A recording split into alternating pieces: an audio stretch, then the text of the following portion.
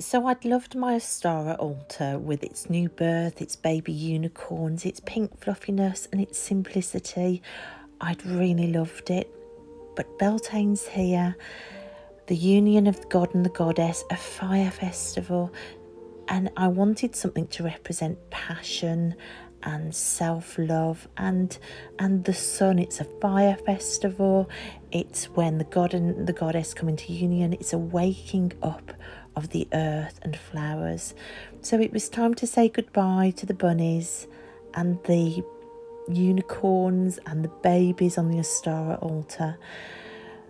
The white horses and the unicorns on there, I transferred some of those onto my smaller goddess altar, which you can see here, linked to the fact that in a energy healing session, the healer had been given a message that the underworld had given me a white horse, which is linked to the Morrigan. So there she is there. And then I got to work on the main altar, my passionate Beltane altar, and here it is, full of things to do with self-love, the deity I work with, transformation. There are workings on here as well. I've really enjoyed piecing it together. At the back, you can see my own artwork, which I made from that magical walk in the woods with the meeting of the Morrigan and Bridget and the Dagda. That went on the back.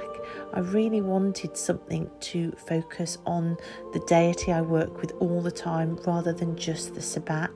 And it just made a beautiful back piece, I thought, for the rest of the altar.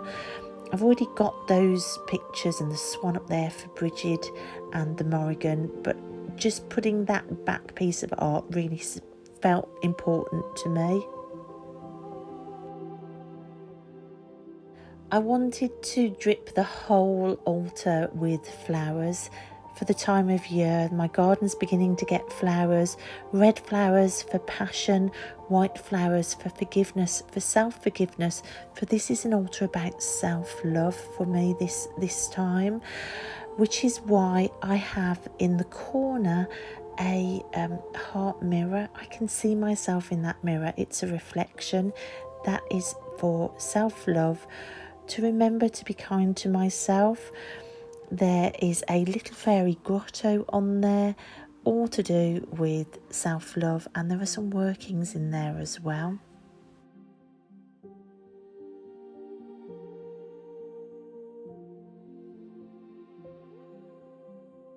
And of course, Beltane is the time of year when the veil is thinnest between worlds, where the March of the Fairies happens, where fey energy is felt most keenly. So there are fairies everywhere. Look, I've just lit up this little fairy grotto. Now, inside this self-love fairy grotto, there are the stones that represent me. There's a circle stone to remind me that things change, there's transformation afoot. There's a broken heart stone as well to represent the fact that you can mine your tragedies in life for gold, but you don't need to get stuck there. In that little shelly, can you see that little figure? That figure I found mushed into the ground under car wheels in between sand dunes. I just had the most traumatic experience. I'd felt bled dry by my life as a special needs mom, and I was walking through dusty sand dunes in tears, and I found her mushed into the road, and I picked her up, and she's in my self-love grotto. This is a working for me. There's a crone queen and a maiden queen with pets.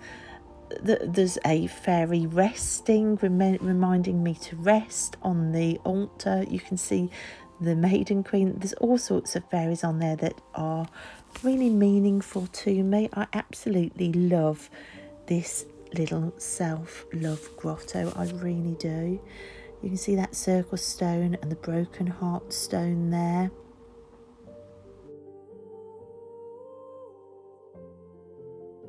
And as a lifelong doll collector, I don't know why it's taken me so long to put dolls on there.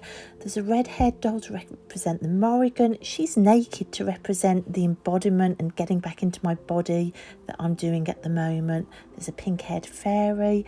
There's also an Alice in Wonderland doll on the other side by my crystal energy cleansing belt, just to remind me to believe in the magical.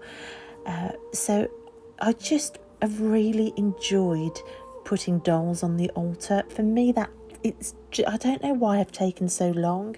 And you can see there's red and white flowers for passion and love and forgiveness on there.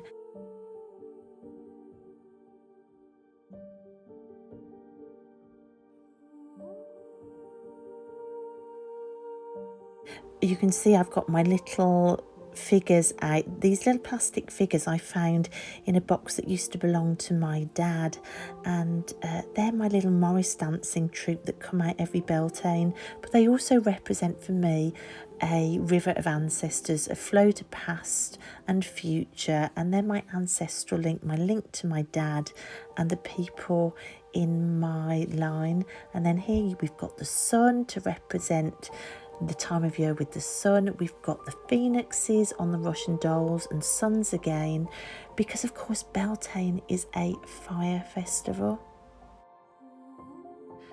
And then we've got my goddess candle, which goes on every single altar. That's really important. And also the god candle at the back.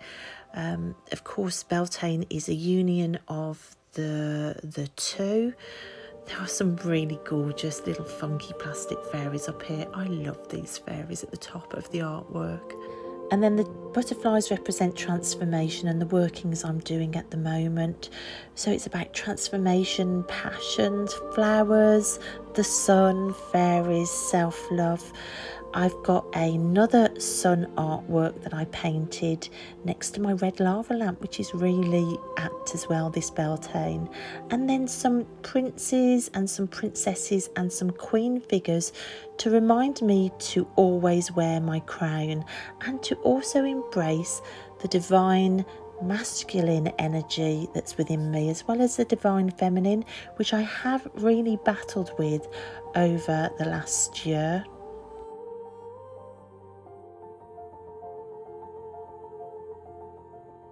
And then up on the self-love mirror, if we zoom in a bit closer, you can see the cupids and the magical creatures, along with what should be a white horse, but it's been a bit battered, to love yourself regardless, or little magical elements to put around my self-love mirror, which again I found in my dad's box. Now can you see that missing jewel? Now I'm going to actually put some workings inside those missing jewels. There are 2 missing jewels on this mirror, which for me is really pertinent and really made me catch my breath. So I'm going to actually be using that mirror for a working.